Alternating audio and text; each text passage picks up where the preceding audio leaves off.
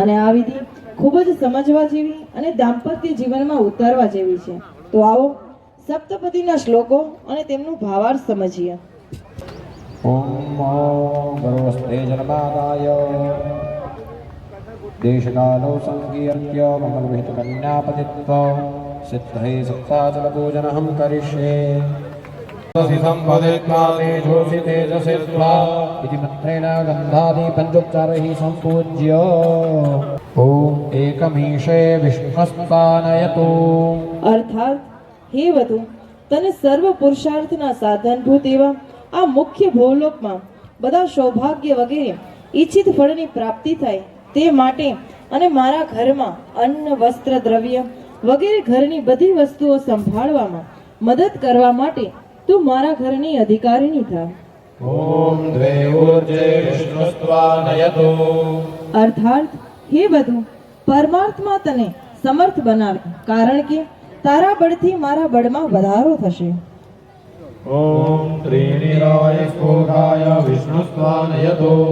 અર્થાત હે વધુ તું મારા ધનની વૃદ્ધિ અને સંભાળ માટે મારા ઘરની અધિકારીની થા. ઓમ ચત્વારી માયો ભવાય વિષ્ણુસ્ત્વાનયતુ. અર્થાત હે વધુ તું આપણા ઘરને ઉલ્લાસમય બનાવ. ઓમ પંચપશુભ્યો વિષ્ણુસ્ત્વાનયતુ. અર્થાત હે વધુ ઘરમાં રહેલા પશુઓની સંભાળ તું સારી રીતે રાખી શકે. ઓમ સર્વતોભ્યો વિષ્ણુસ્ત્વાનયતુ. અર્થાત હે વધુ તું વસંતાદી 6 ઋતુઓમાં મારી સાથે ઉત્તમ સુખ ભોગવનારી થા. ઓમ સખે સપ્તપદા ભવ મામનુવ્રતા ભવ વિષ્ણુસ્ત્વાનયતુ. અર્થાત હે વધુ તું સુખોની પ્રાપ્તિ માટે પાતિવ્રત્ય ધર્મનો યથાર્થ રીતે પાલન કરી ઉત્તમ સુખ ભોગવનારી અને મારી આજ્ઞાનું પાલન કરનારી થા. આ પ્રમાણે વર 7 પગલા ઉત્તર તરફ ચાલીને બોલે છે. તે વખતે કન્યા પણ પોતાને પતિને પ્રતિજ્ઞા વચનો કહે છે. ઓમ ભદ્રો મે ઇહ સૌભાગ્યં પુણ્યસ્ત્વં વિવિધ હૃદયૈઃ દેવૈ સંભાવિતો મહ્યં વધૂરાજ્ઞે પદે બ્રવીમ. અર્થાત હે દેવ, મેં જન્માંતરમાં વિવિધ પ્રકારે કરેલા પુણ્યના પ્રતાપથી તમારી પ્રાપ્તિરૂપ મારું સમગ્ર સૌભાગ્ય મેળવ્યું છે અને દેવોએ તમને મારા સ્વામી બનાવ્યા છે અને તેથી જ તમારાથી જ મારું સર્વ પ્રકારનું કલ્યાણ છે. એમ કન્યા વરને પહેલા પદે કહે છે. કુટુંબં પાલયિષ્યામિ રાવૃદ્ધ પાલકાદિકં યથા લબ્ધેન સંતુષ્ટા ગૃહે કન્યા દ્વિતીયકે.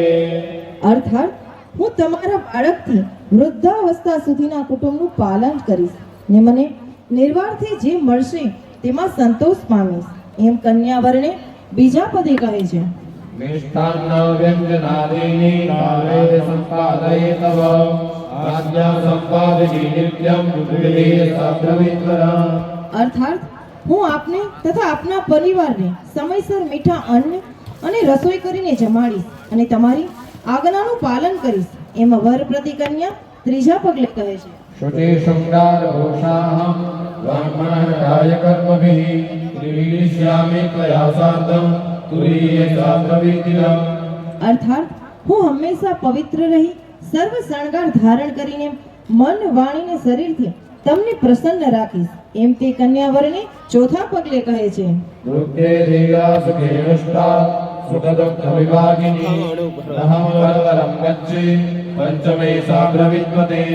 અર્થાત હે નાથ, આપના આપત્તિના સમયમાં હું ધીરજ રાખીશ અને આપના સુખથી હું પ્રસન્ન થઈશ અને આપના સુખ દુઃખમાં સહભાગી થઈશ ને હું કદા પણ કોઈ પણ પર પુરુષનો સંગ કરીશ નહીં.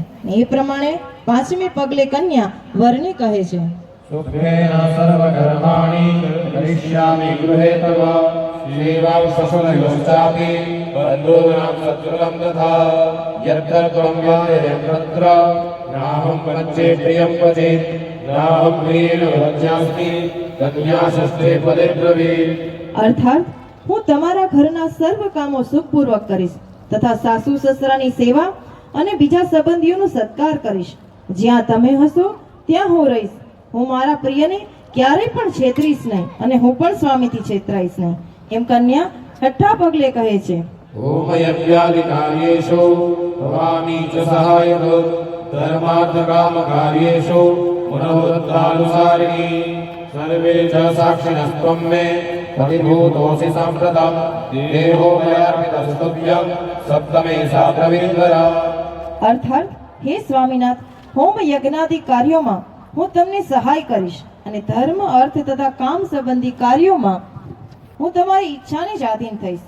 અહીં અગ્નિદેવ, બ્રાહ્મણદેવ વગેરેની સાક્ષીમાં તમે મારા સ્વામી થયા છો ને મેં મારો દેહ તમને અર્પણ કર્યો છે, એમ તે કન્યા વરને 7મે પગલે કહે છે.